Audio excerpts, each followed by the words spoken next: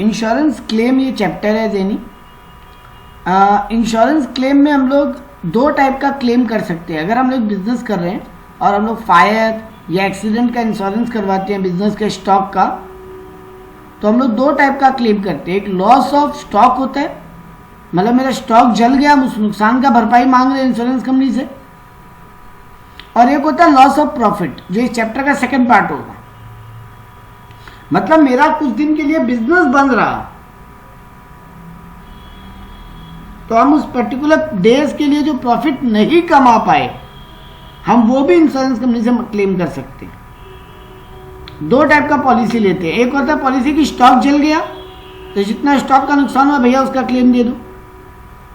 और एक होता है कि मेरा इतना दिन काम हम पर रहा, मान लो आज गोडाउन में आग लगता है देनी, तो बिजनेस को वापस नॉर्मल स्ट्रेंथ पे लौटने के लिए 2 से 3 महीना 4 महीना लग सकता है। तो ये 2-3-4 महीना जेनी अगर हम नॉर्मल बिजनेस किया होता तो बहुत कम आता है, लेकिन ड्यू टू एक्सीडेंट हमको काम कम करना पड़ा अपने, क्योंकि मेरा गोडाउन में आग लगा हुआ था, गोडाउन ठीक होने में टाइम लगा। तो ये सब होने में जो टाइम लगा, इसमें हम प्रॉफिट कम कमाए तो उसके लिए भी क्लेम करते हैं।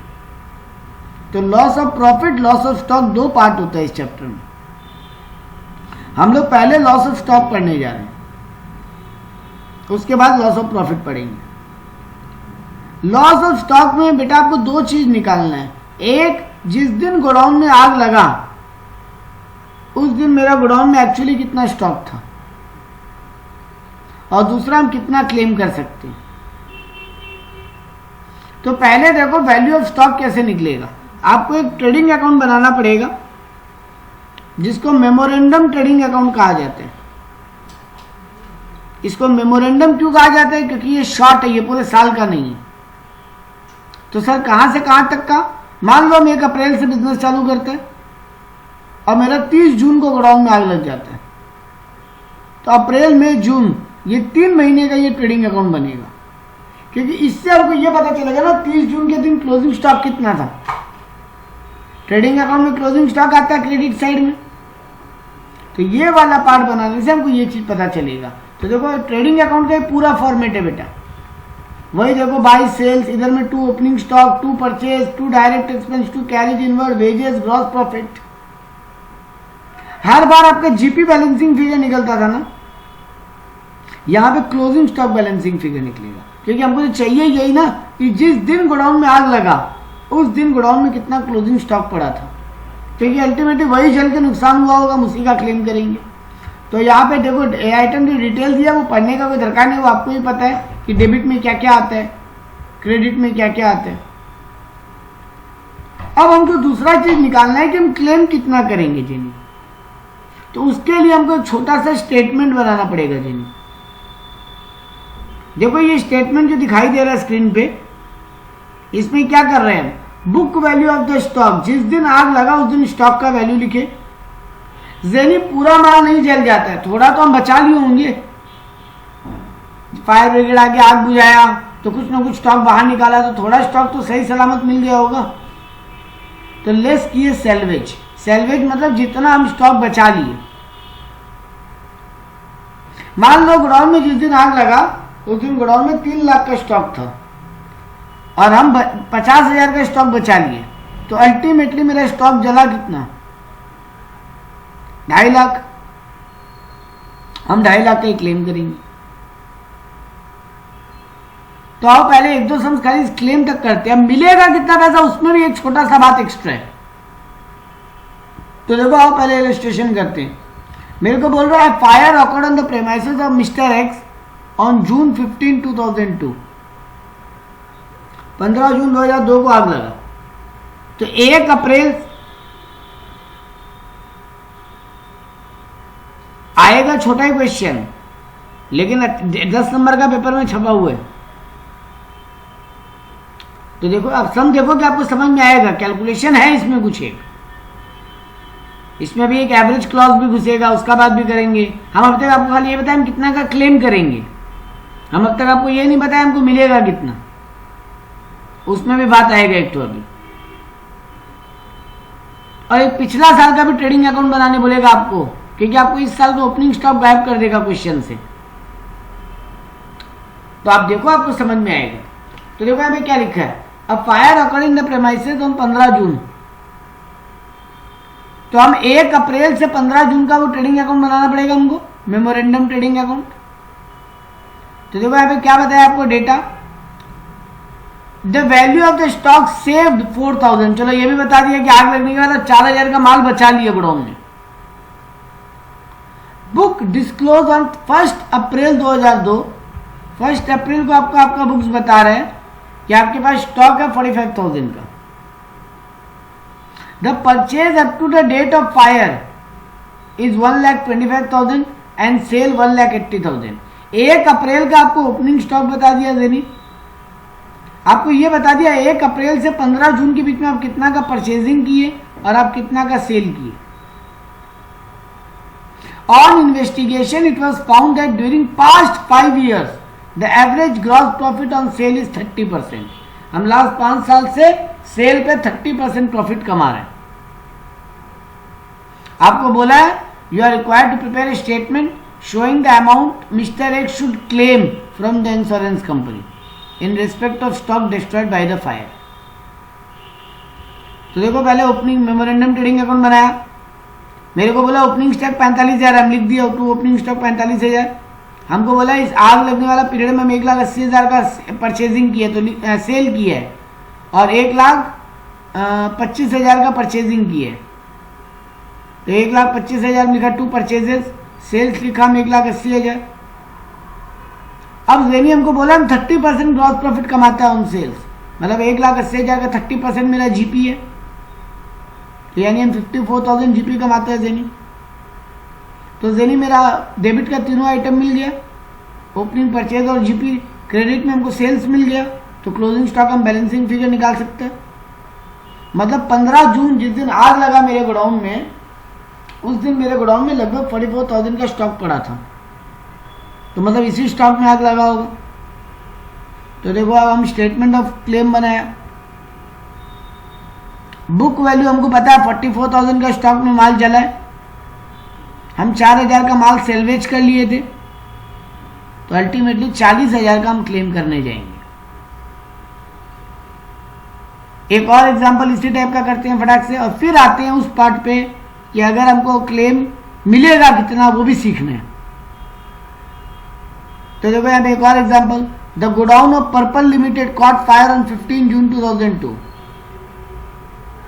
आपको फॉलोइंग रिकॉर्ड्स इंफॉर्मेशन दे रहे हैं वो लोग। स्टॉक एट कॉस्ट, देखो एक चीज मजेदार देखना, जेनी आपको बहुत सारा इंफॉर्मेशन दिखाई दे रहा होगा स्क्रीन पे। बेटा इसमें कुछ डेटा पिछले साल का, कुछ डेटा इस साल का। तो सर पिछला साल का डेटा क्यों चाहिए हमको? तो हमको तो ये जितना पीरियड आग लगने के पहले जितना दिन काम हुआ इस साल में उसका, हाँ, आपको ओपनिंग स्टॉक निकालने के लिए पिछला साल का ट्रेडिंग अकाउंट बनाना पड़ेगा, ये वर्किंग होगा आपका। तो अब बढ़ रहा है ना सम्स का दायरा। तो अब आपको देखो क्या डेटा दिया, बोल रहा है आपका आग लगा है 15 जून को, आपको बता रहा है फर्स्ट स्टॉक 1 जनवरी 2001, ये जनवरी टू दिसंबर का अकाउंट है बेटा, यानी आपका आग लगने वाला ईयर है जनवरी टू जून। 1 जनवरी 2002 से 15 जून 2002 मेमोरेंडम ट्रेडिंग अकाउंट इस पीरियड का बनेगा, ठीक है। हाँ चलो, अब आपको डेटा क्या दिया, ओपनिंग स्टॉक बोला 1 जनवरी 2001 को 60,000 का ओपनिंग स्टॉक है आपके पास। आपको बता रहा है 31 दिसंबर 2001 क्लोजिंग स्टॉक भी बता दिया आपको 84,000 का। आपको बता रहा है परचेज लेस रिटर्न, पिछला साल का परचेज बता रहा है 5,08,000 का, पिछला साल का वेजेस भी बता रहा है 20,000 का, पिछला साल का सेल भी बता रहा है 7,20,000। करंट ईयर का जनवरी 1 से जून 15 तक का परचेज बता रहा है 1,80,000, सेल बता रहा है 2,46,000, और आपको करंट ईयर का वेजेस भी बता रहा है 16,200। लेकिन सर यहां तो करंट ईयर का पिछला साल का क्लोजिंग स्टॉक दे दिया अपने को। Second item, stock at cost on 31 दिसंबर 2001। तो सर वो दूसरा वाला पिछला साल का ट्रेडिंग अकाउंट बनाने का तो दरकार ही नहीं है। जेनी एक चीज गायब है जिसके लिए वो दरकार पड़ेगा, जीपी परसेंटेज। बेटा इस साल आप जीपी कैसे निकालोगे, क्योंकि देखो बेटा आप जो मेमोरेंडम ट्रेडिंग अकाउंट बनाओगे ना उसमें आपका क्लोजिंग स्टॉक की बैलेंसिंग फिगर होना पड़ेगा। तो आप जीपी अकाउंट बनाए बिना, सॉरी पिछला साल का ट्रेडिंग अकाउंट बनाए बिना जीपी परसेंटेज नहीं निकाल पाओगे ना, क्योंकि पिछला साल में आपको जीपी परसेंटेज दे दिया था।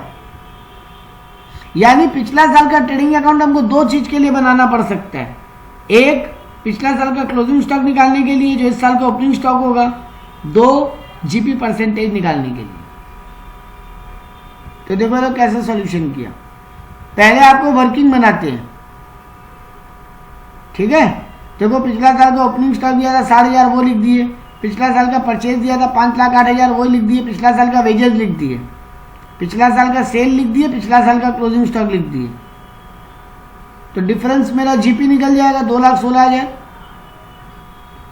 अब देखो परसेंटेज निकाला नीचे में, देखो rate of GP 2,16,000 divided by 7,20,000 into 100, मतलब gross profit divided by sales into 100, GP percentage निकल जाएगा ना इससे। तो यानी बेटा पिछला साल हम 30% प्रॉफिट कमाए थे। अगर क्वेश्चन कुछ नहीं बोल रहा है मतलब इस साल भी अराउंड 30% ही प्रॉफिट कमाएंगे। तो बस अब मेमोरेंडम अकाउंट बनाओ। आपको इस साल का सेल दिया है 1 जनवरी से 15 जून तक का 2,46,000 आप लिख दिए। आपको पिछला साल का जो क्लोजिंग स्टॉक दिया वही इस साल का ओपनिंग होगा तो लिख दिए 2 ओपनिंग स्टॉक 84,000। आपको परचेज दिया है 1 जनवरी से 15 जून तक का, आपको वेजेस दिया है 1 जनवरी से 15 जून तक का, वो लिख दिए। जीपी परसेंटेज देखो नीचे निकाले थे ना 30%, वो अब काम आ रहा है। देखो टू ग्रॉस प्रॉफिट क्या लिखा है 30% ऑन 2,46,000, तो मेरा 73,800 जीपी आ गया। अब मेरा क्लोजिंग स्टॉक निकल जाएगा बैलेंसिंग फिगर। सम को बोला हम 7,200 का गुड्स सेल्वेज कर लिए। देखो last line, the stock salvage was 7,200। तो बेटा मेरे गोडाउन में जिस दिन आग लगा उस दिन 1,08,000 का सामान था, उसमें से 7,200 का माल बचा लिए, तो हम क्लेम करेंगे 1,08,000 रुपया का। ये क्लियर है। 3 नंबर आपका होमवर्क है, आप खुद करोगे, अब बना लोगे। वैसे ही बस क्लेम ही तक निकालना है अभी। 3 नंबर 5 नंबर इनमें खाली क्लेम निकालना है। अब आता है वो एवरेज क्लॉज। देखो नहीं बेटा दो बात समझना, आप क्लेम तो कर दिए कि मेरे को इतना का नुकसान हुआ, अल्टीमेटली अगर आपका इंश्योरेंस पॉलिसी का वैल्यू क्लेम से ज्यादा है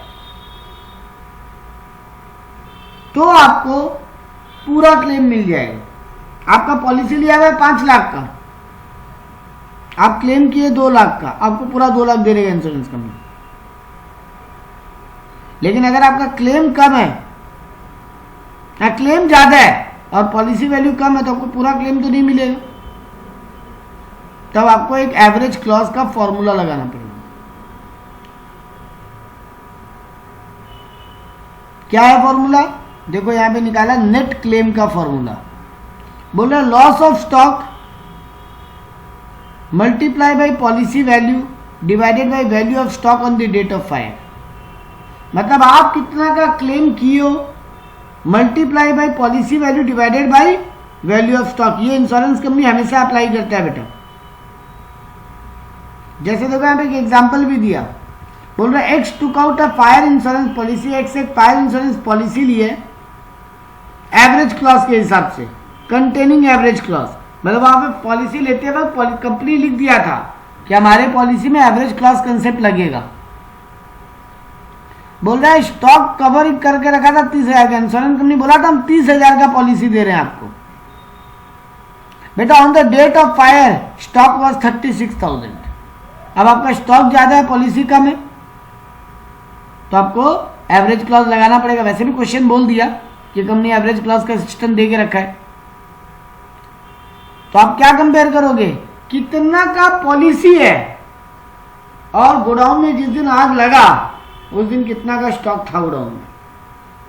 अगर स्टॉक ज्यादा है पॉलिसी का फिगर कम है तो एवरेज क्लॉज का फॉर्मूला अप्लाई होगा।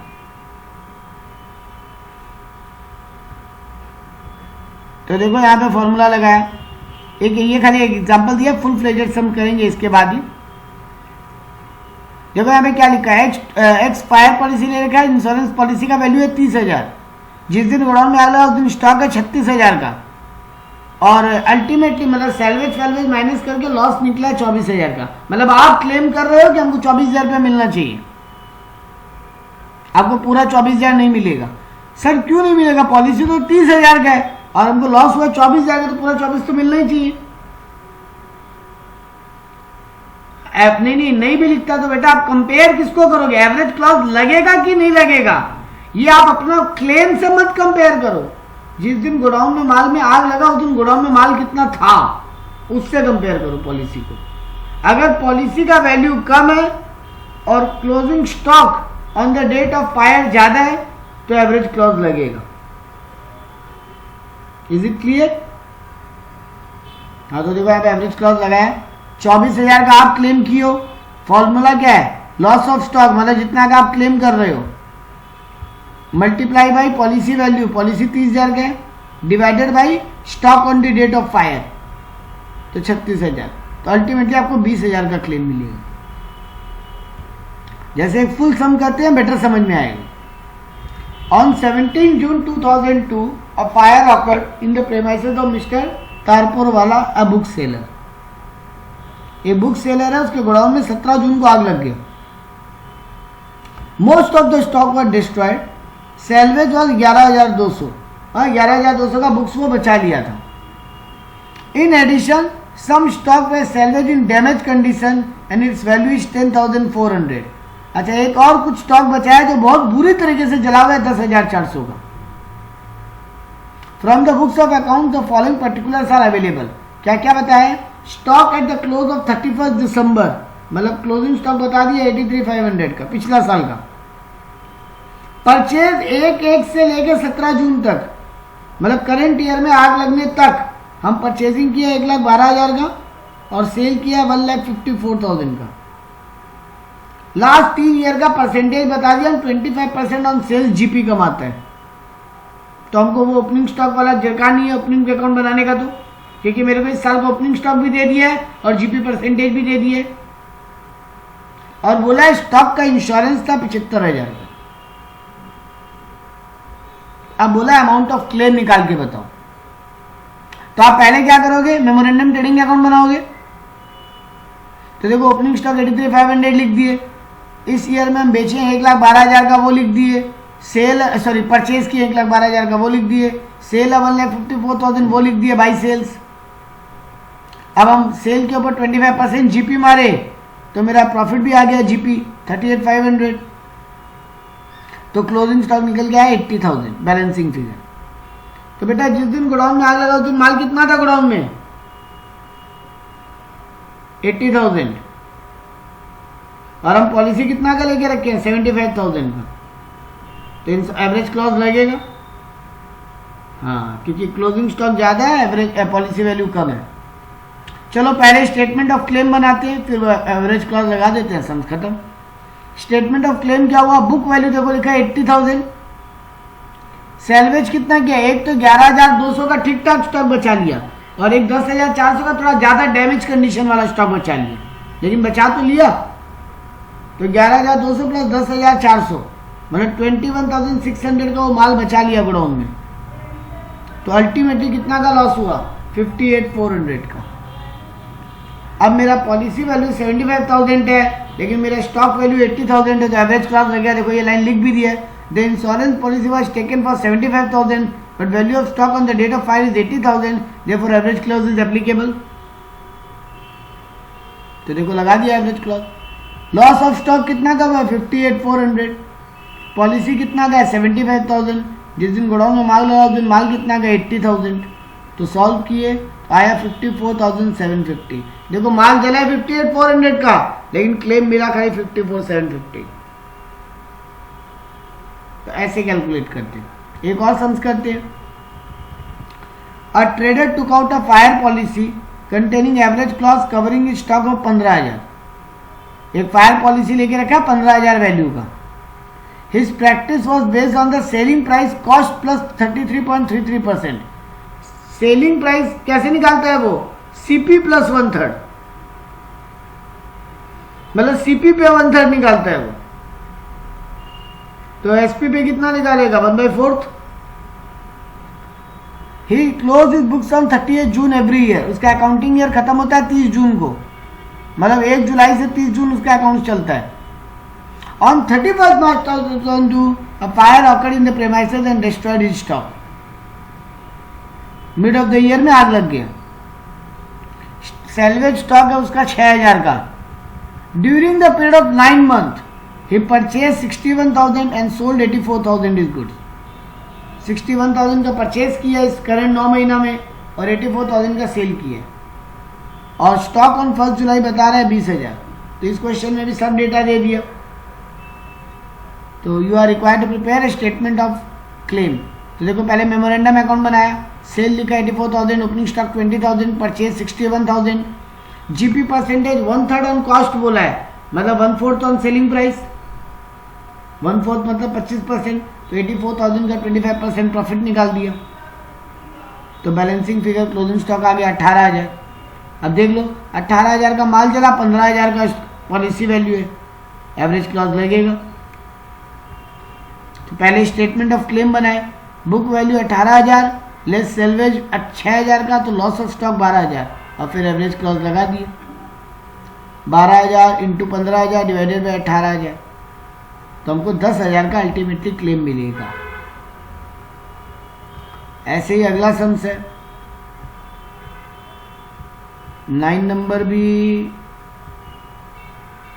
9 नंबर में देखो वो एक्स्ट्रा ट्रेडिंग अकाउंट बनवा दिया, क्योंकि 9 नंबर में जीपी परसेंटेज गायब कर दिया होगा। तो आपको बैक डेटा देके ओपनिंग का पिछला साल का भी डेटा देके ट्रेडिंग अकाउंट बनवा दिया आपसे। 10 भी वैसा ही है।